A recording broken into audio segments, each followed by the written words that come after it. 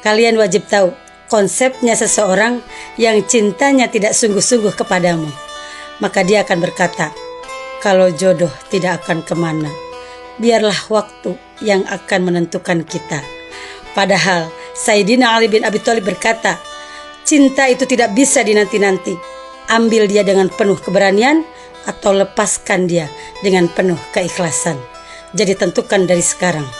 Lamar dia dengan penuh keberanian atau pilih lepaskan dia dengan penuh keikhlasan.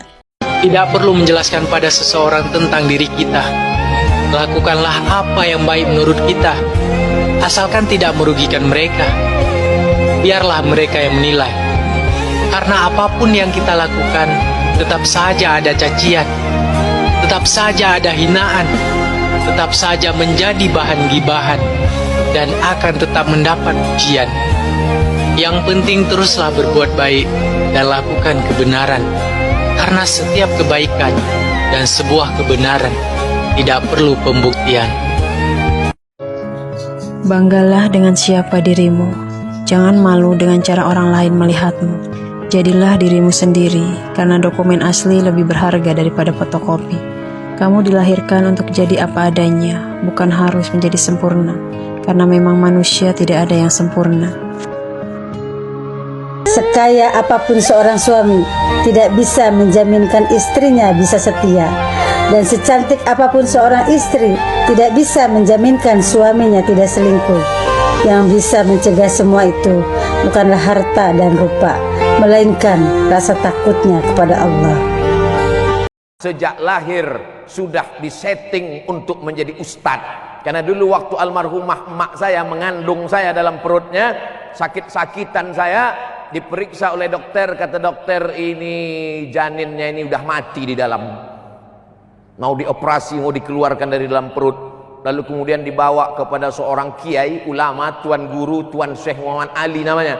Datang ke Tuan Syekh Muhammad Ali, bacalah surat Ali Imran ayat 35 sampai 37. Inna 35 sampai 37, Rabbi inni nazartu laka ma fi batni muharraram fataqabbal minni innaka antas samiul alim. Ya Allah, jadikanlah anak yang ada dalam perutku ini nanti kalau dia lahir akan menjadi muharrar. Almarhumah emak ini tak tahu entah apa arti ayat itu, karena dia orang kampung tak sekolah. Dibacanya saja, percaya saja sama kiai, percaya saja sama ustadz, dibacanya pagi, petang, siang, malam.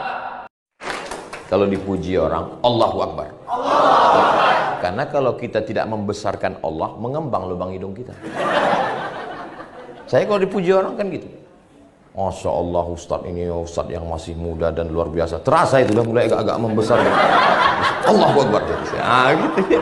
Ibu pun gitu juga kalau dipuji orang, ibu anaknya cantik ya, langsung cepat Alhamdulillah, Allahu Akbar, Masya Allah, Tabarakallah. Jangan langsung, anak ibu ini cantik ya, siapa dulu mama? Habis lagi kita.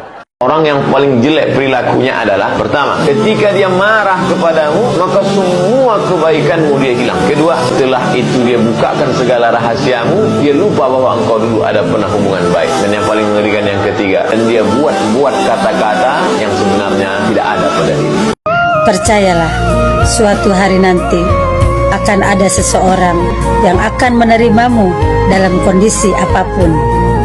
Ia akan melihat segala kekuranganmu, keburukanmu, rahasia di masa lalumu, dan kamu akan terkejut saat dia memilih untuk tetap tinggal bersamamu. Semakin lurus niat, semakin kencang cobaannya. Tetaplah berusaha, kelak semesta akan memberikan sebuah kejutan yang tidak terduga. Allah tidak mengubah akhir baik dari tujuanmu. Allah hanya memberi jalan yang berliku agar ada cerita di setiap perjuanganmu. Percayalah, tidak ada sabar yang sia-sia.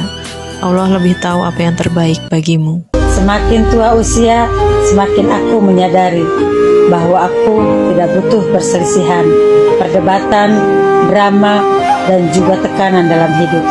Aku hanya ingin bahagia. Yang kubutuhkan sekarang adalah kesehatan yang baik, teman-teman yang baik, keluarga yang baik. Dan satu hal, aku tidak pernah memaksakan seseorang untuk tetap tinggal di hati. Jika ingin pergi, pergilah. Jangan pernah memaksakan jika sudah tidak ada kenyamanan. cara membalas terbaik kepada orang yang pernah menyakiti kita, bukan menyakitinya lagi. Kalau orang nyakitin kita, kita nyakitin dia lagi, sama atau enggak? Jadi sama kan? Justru kita harus jadi seseorang yang ketika dia lihat dia sekarang, atau kita lihat dia sekarang dan dia lihat kita sekarang, dia akan bilang begini, ya Allah, coba dulu aku nggak ninggalin dia ya. Itu. Tapi sorry ya, sorry. Aku, kamu,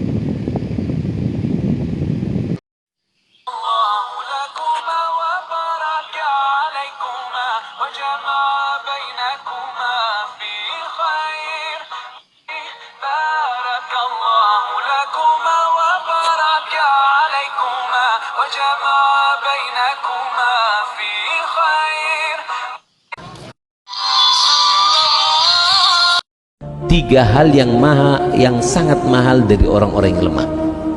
Yang pertama adalah doa. Jangan sampai kita terkena doanya orang yang lemah. Jangan sampai kita terkena doanya orang yang miskin. Jangan sampai kita terkena doanya orang yang sakit. Jangan sampai terkena kita doanya orang yang terzalimi. Karena doa mereka tanpa hijab. Walaupun orang kafir, kalau dia terzalimi, dia tersakiti, dia lemah, ditindas, ngangkat tangan memohon, tanpa hijab Allah akan turunkan daripada azab. Doa orang miskin ini mahal. Yang kedua, salat mereka lebih kualitas. Kenapa? Karena kebanyakan salatnya orang fakir miskin itu lebih khusyuk daripada kita. Karena kita Allahu Akbar bikin mobil sudah ditapa burung, Allahu Akbar sawah ini apa nanti, Allahu Akbar hujan apa enggak. Kalau orang miskin Allahu Akbar apa sih pikir? Lebaring lengakan dia mereka ngakan. Allahumma shalli ala Muhammad. Salatnya. Dan yang ketiga adalah ikhlas. Keikhlasan yang mereka miliki itu lebih daripada yang dimiliki oleh orang-orang yang memiliki harta dan orang-orang yang memiliki kekuatan. Inna syani'aka huwal abtar.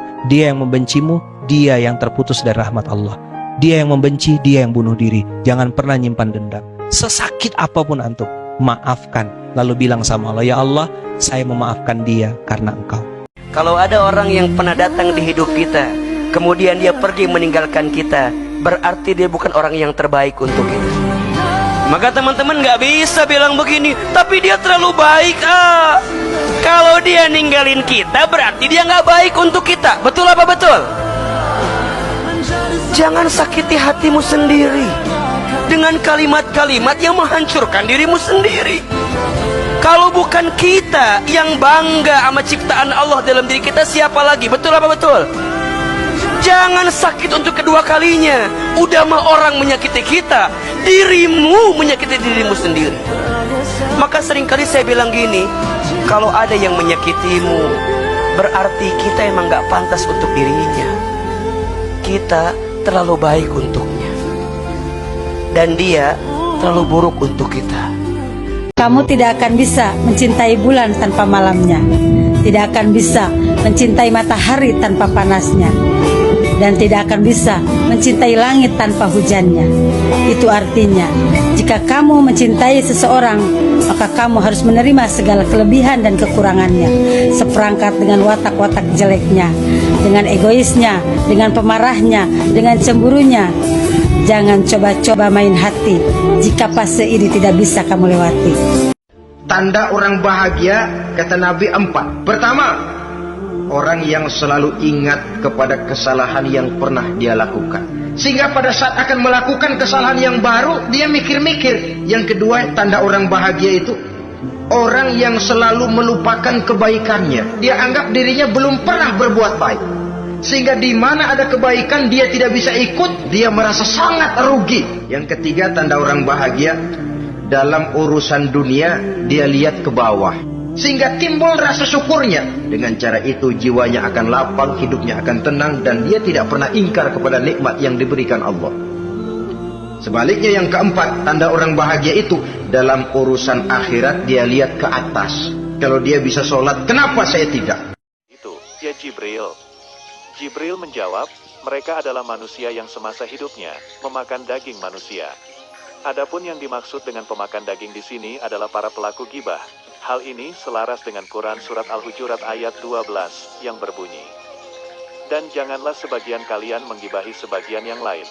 Sukakah salah seorang dari kalian memakan daging bangkai saudaranya yang telah mati? Assalamualaikum WRWB warahmatullahi wabarakatuh. Waalaikumsalam warahmatullahi wabarakatuh. InsyaAllah kami sering mendengarkan ceramah Ustaz di YouTube.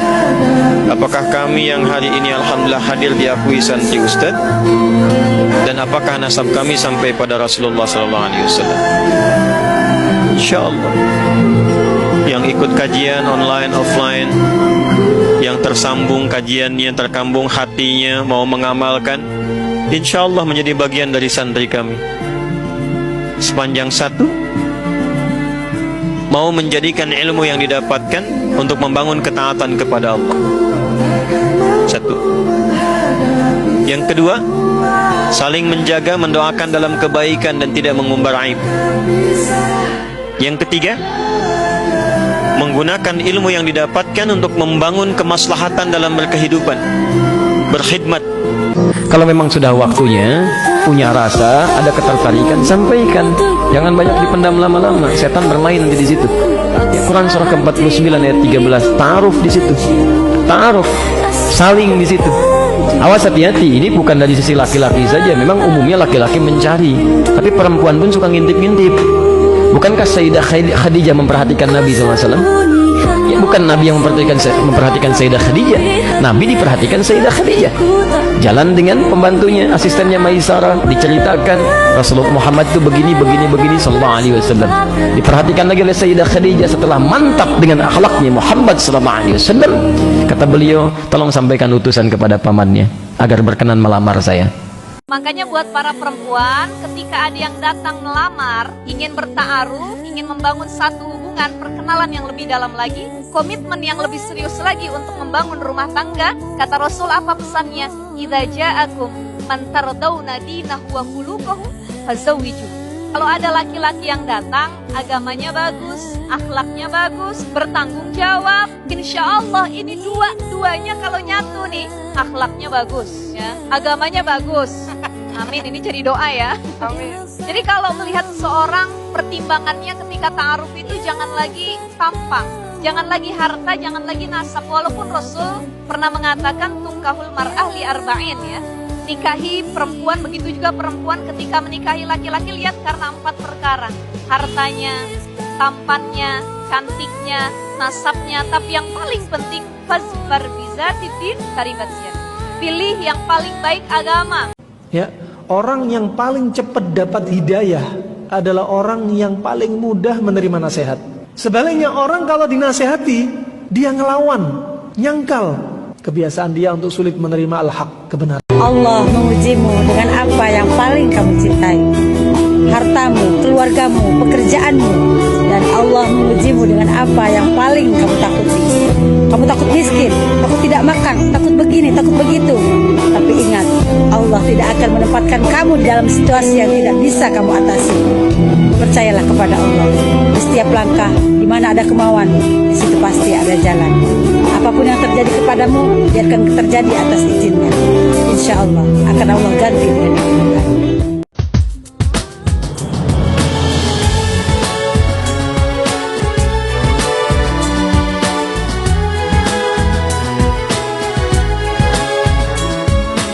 Hati-hati, jangan sampai pada ketuker antara ujian, azab, dan istidraj.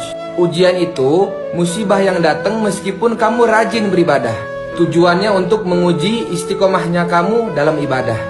Kalau azab, musibah yang datang ketika kamu sering berbuat maksiat atau sering meninggalkan kewajiban ibadah. Tujuannya untuk memberikan peringatan kepadamu agar selalu menunaikan hak-hak Allah. Sedangkan istidraj, ketika seseorang tidak pernah sholat, tidak pernah zakat, tidak pernah puasa, namun rizkinya berlimpah, sehat secara jasmani, dan urusannya lancar. Istidraj bertujuan untuk memberikan azab yang pedih atas dirimu di hari pembalasan. Senakal-nakalnya kita, seburuk-buruknya kita, bahkan semiskin-miskinnya kita, jangan sampai meninggalkan seseorang atau pasangan hanya karena rasa bosan. Karena bahagia itu bukan karena memiliki segalanya, tapi mau mensyukuri apa adanya. Inna syani'aka huwal abtar. Membencimu, Allah yang akan mengurusnya. Urus salatmu, urus sedekahmu. Membencimu, jangan sampai akal sehat dan hati bersihmu memikirkan musuhmu, karena musuhmu terlalu kotor untuk kau pikirkan. Biarkan itu menjadi urusan Allah Subhanahu wa ta'ala.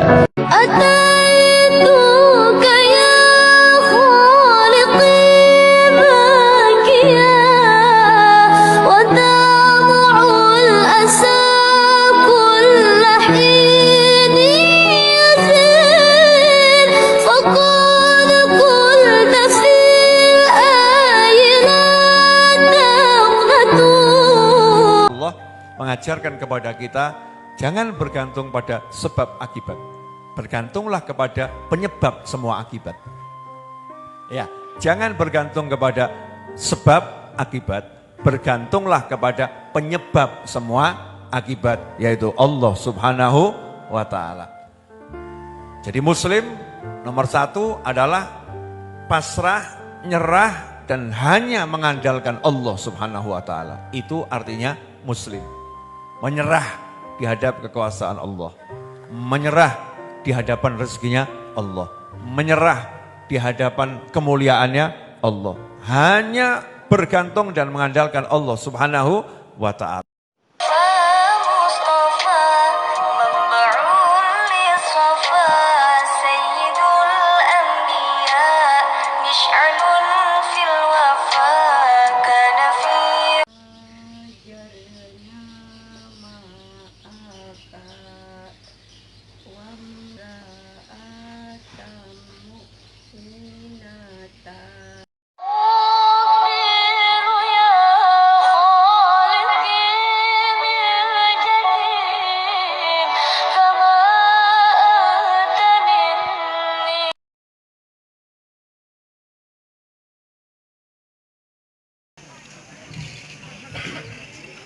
Astagfirullahaladzim, astagfirullahaladzim, astagfirullahaladzim, alladzi la ilaha illa huwal hayyul qayyum wa atubu ilaihi, asyhadu an la ilaha illallah wa asyhadu anna Muhammadar Rasulullah.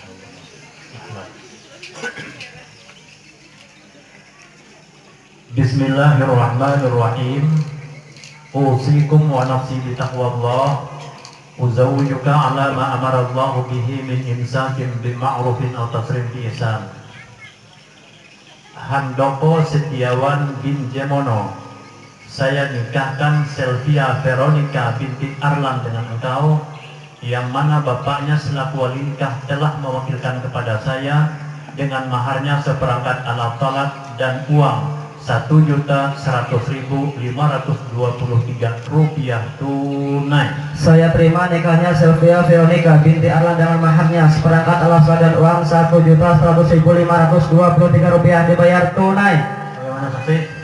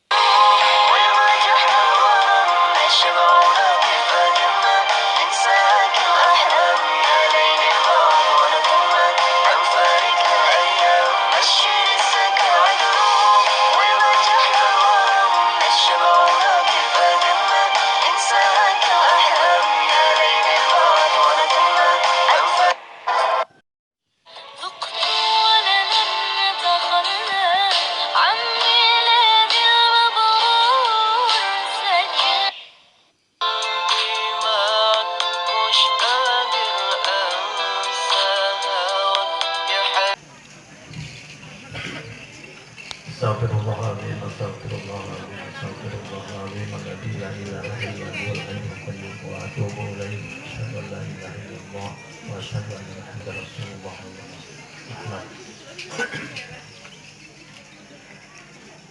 Bismillahirrahmanirrahim. Usikum wa nafsi bitaqwallah. Uzawwijuka ala ma amara Allah bihi min imsakin bima'rufin aw tasrim bi ihsan. Handoko Setiawan bin Jemono, saya nikahkan Sylvia Veronica binti Arlan dengan engkau, yang mana bapaknya selaku wali nikah telah mewakilkan kepada saya dengan maharnya seperangkat alat tolak dan uang 1.100.523 rupiah tunai. Saya terima nikahnya Sylvia Veronica binti Arlan dengan maharnya seperangkat alat sholat dan uang 1.100.523 rupiah dibayar tunai. Bagaimana saksi? Besarkan Allah dalam hatimu, maka masalah hidup akan terasa kecil. Bagi orang-orang yang dalam kesulitan hidup, bagi hamba-hamba yang dicabut Allah sebagian nikmat, sesungguhnya Allah Maha Sayang. Sengaja sebagian nikmat itu Allah ambil supaya sujud lebih lama, supaya menetes air mata, supaya berdoa lebih khusyuk.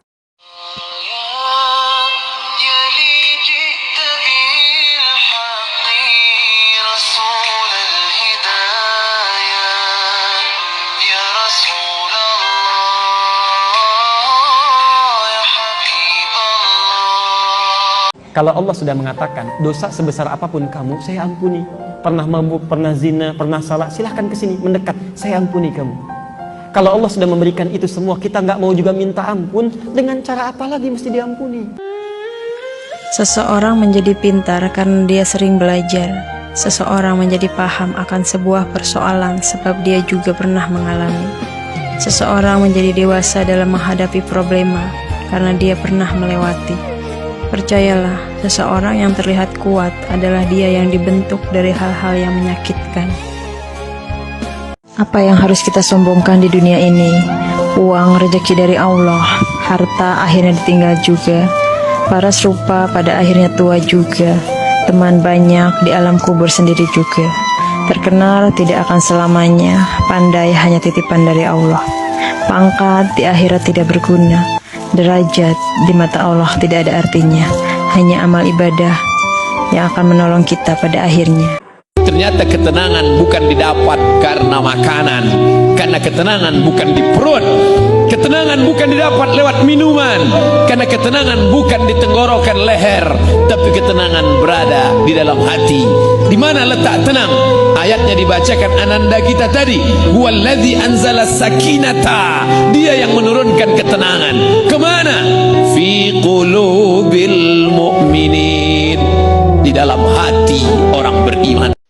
Orang yang mencari kejelekan orang lain itu sebetulnya karena hatinya jelek, matanya kotor, sehingga bisanya hanya melihat kejelekan orang. Maka sesungguhnya kalau orang kerjaannya mencari kejelekan orang, memang dirinya jelek. Kalau ada orang menyakitimu, jangan berduka. Kalau ada tetangga, sahabat, kawan baik meninggalkanmu, jangan berduka lara. Karena sesungguhnya di balik itu semua, fa inna ma'al usri yusra, inna ma'al usri yusra. Idza daqat 'alaika dunya faqul ya Allah. Kalau terasa sempit dunia, mengadulah kepada Allah. Idza sa'alta fas'alillah. Kalau minta-mintalah kepada Allah. Wa idza sta'anta fasta'in billah. Kalau minta tolonglah kepada Allah.